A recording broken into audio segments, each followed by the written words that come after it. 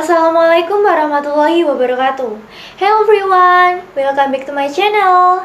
Gimana nih kabarnya? Semoga kita semua dalam keadaan sehat ya. Baik, di video kali ini kita akan membahas materi tentang zat dan perubahannya. Di sini, saya ditugaskan untuk membuat video materi tentang IPAS dan saya memilih materi zat dan perubahannya. Sebelumnya, perkenalan dulu ya. Perkenalkan, nama saya Andini Putri Audia Fitrianti, bisa dipanggil Andin, dari kelas 10 MPLP 1 nomor absen 2. Tanpa menunda-nunda, langsung saja yuk kita bahas materinya. Zat atau materi adalah segala sesuatu yang memiliki massa dan volume. Karena memiliki volume, maka zat juga menempati ruang tertentu. Berdasarkan wujudnya, zat dibagi atas 3 jenis, yaitu zat padat, cair, dan gas. Suatu zat karena sifatnya memiliki massa dan menempati ruang, artinya zat juga memiliki massa jenis, yaitu massa per volume dan massa suatu zat. Berdasarkan sifat kimianya, zat atau materi dibagi menjadi beberapa golongan atau lebih dikenal dengan klarifikasi materi. Untuk table of content-nya, yang pertama adalah klarifikasi zat atau materi, yang kedua metode pemisahan campuran, dan yang ketiga pemanfaatan metode pemisahan campuran dalam kehidupan. Selanjutnya yang akan kita bahas adalah klarifikasi zat atau materi. Yang pertama yaitu ada unsur, yang kedua ada senyawa, dan yang ketiga ada campuran. Unsur dapat didefinisikan sebagai zat yang tidak bisa dipisahkan atau diuraikan lagi melalui reaksi kimia biasa menjadi unsur sederhana lainnya. Unsur dengan zat yang lebih sederhana ini memang tidak dapat dipisahkan lagi. Di alam semesta ini tentunya banyak unsur yang tersedia. Selain pengertian unsur tersebut, ada pula jenis-jenis unsur yang tersedia. Unsur secara umum memang dapat dibagi menjadi beberapa macam, seperti unsur logam, unsur non-logam, dan unsur semi-logam. Berikut penjelasan selengkapnya. Unsur logam adalah unsur yang mempunyai karakteristik berbentuk zat padat dengan titik leleh atau titik didih tinggi, serta berguna untuk menghantarkan listrik dengan baik. Adapun contoh unsur logam yaitu emas, aluminium, besi, dan perak. Selanjutnya ada unsur non-logam. Unsur non-logam yaitu unsur yang mempunyai karakteristik berbentuk zat cair, gas, ataupun padat, serta bukan penghantar panas dan listrik yang baik. Adapun contoh pada unsur non-logam yaitu oksigen, karbon, hidrogen, dan fluorin. Dan yang terakhir adalah unsur semilogam. Unsur semilogam adalah unsur yang mempunyai karakteristik berbentuk zat padat, berperan sebagai isolator ketika suhu rendah, lebih rapuh teksturnya daripada unsur logam, dan berperan sebagai konduktor ketika suhu tinggi. Contohnya arsen, semilogam, dan boron.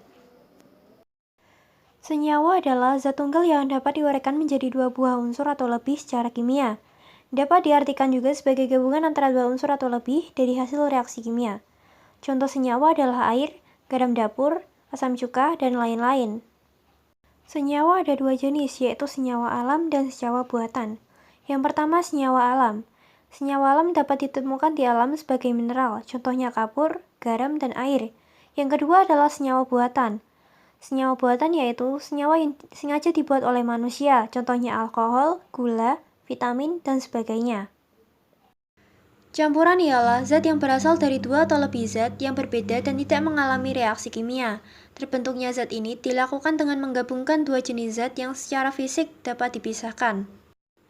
Campuran dibedakan menjadi dua jenis, yaitu campuran homogen dan campuran heterogen. Campuran homogen yaitu campuran yang komposisi zat penyusunnya merata. Campuran homogen disebut juga sebagai larutan.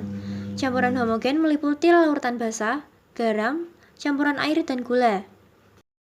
Yang kedua ada campuran heterogen. Campuran heterogen adalah campuran antara dua jenis atau lebih yang partikel-partikel penyusunnya masih bisa dibedakan antara yang satu dengan yang lainnya. Atau syarat sederhana dapat dikatakan campuran yang komposisi zat penyusunnya tidak merata.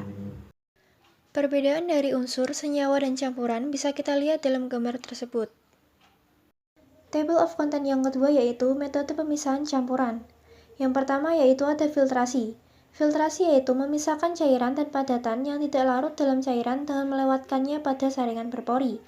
Yang kedua yaitu kristalisasi. Pemisahan campuran antara zat padat terlarut dalam campuran dengan cara menguapkan pelarutnya. Yang ketiga yaitu sublimasi. Pemisahan campuran antara zat padat dengan zat padat yang mudah menyublim. Yang selanjutnya yaitu kromatografi. Berdasarkan perbedaan koefisien difusi atau kecepatan peramban dari komponen-komponen zat dalam suatu medium tertentu. Dan yang terakhir yaitu distilasi, berdasarkan perbedaan titik didihnya. Table of content yang terakhir yaitu pemanfaatan metode pemisahan campuran. Metode pemisahan campuran yang pertama yaitu penyerian air minum. Pemisahan campuran menggunakan metode destilasi. Yang kedua yaitu pemurnian garam dapur. Pemisahan campuran metode penguapan dan kristalisasi. Dan yang terakhir yaitu pengolahan minyak bumi. Pemisahan campuran menggunakan metode destilasi. Materi yang selanjutnya yaitu perubahan fisika dan perubahan kimia. Perubahan fisika adalah perubahan yang mengubah bentuk materi tetapi tidak mengubah komposisi kimia materi tersebut. Adapun perubahan kimia adalah perubahan yang mengubah komposisi kimia dari materi tersebut. Perubahan fisika bersifat reversible atau dapat dibalikan perubahannya seperti mencarinya es batu menjadi air. Air bisa dikembalikan lagi menjadi es dengan cara dibekukan, sehingga perubahan fisika tidak menghasilkan zat baru, hanya zat lama dengan bentuk yang berubah. Adapun perubahan kimia bersifat irreversible atau tidak dapat dikembalikan karena komposisi materinya telah berubah. Saat kamu membakar kayu bakar untuk menjadi api unggun, kayu tersebut akan menjadi abu dan arang yang berarti komposisinya berubah. Berikut adalah contoh perubahan fisika dan perubahan kimia. Perubahan fisika yang pertama yaitu beras diubah menjadi tepung. Yang kedua, kayu diubah menjadi kursi. Yang ketiga, gula dilarutkan dalam air. Yang keempat, bola lampu listrik menyala. Yang kelima, air berubah menjadi es. Perubahan kimia yang pertama yaitu singkong menjadi tape. Yang kedua, pembakaran kayu. Yang ketiga, makanan berubah menjadi basi. Yang keempat, susu diubah menjadi keju. Dan yang terakhir, yang kelima yaitu besi berkarat. Berikut akan saya jelaskan tentang perbedaan perubahan fisika dan perubahan kimia. Perubahan fisika yang pertama yaitu perubahannya tidak menghasilkan zat baru. Yang kedua, zatnya dapat kembali seperti sebelumnya. Yang ketiga, umumnya perubahan terjadi pada wujud, warna, bentuk, dan ukuran. Dan yang terakhir yaitu penyebab perubahannya disebabkan oleh gaya dan suhu. Perubahan kimia yang pertama yaitu perubahannya menghasilkan zat baru. Yang kedua, zat baru tidak dapat kembali seperti sebelumnya. Yang ketiga, umumnya perubahan terjadi pada zatnya, dan yang terakhir yaitu penyebab perubahannya disebabkan oleh reaksi kimia. Nah, dari video tersebut, kita dapat mengetahui tentang zat perubahannya, serta perubahan fisika dan perubahan kimia. Cukup itu yang bisa saya sampaikan, kurang lebihnya mohon maaf ya teman-teman. Thank you guys, see you next video.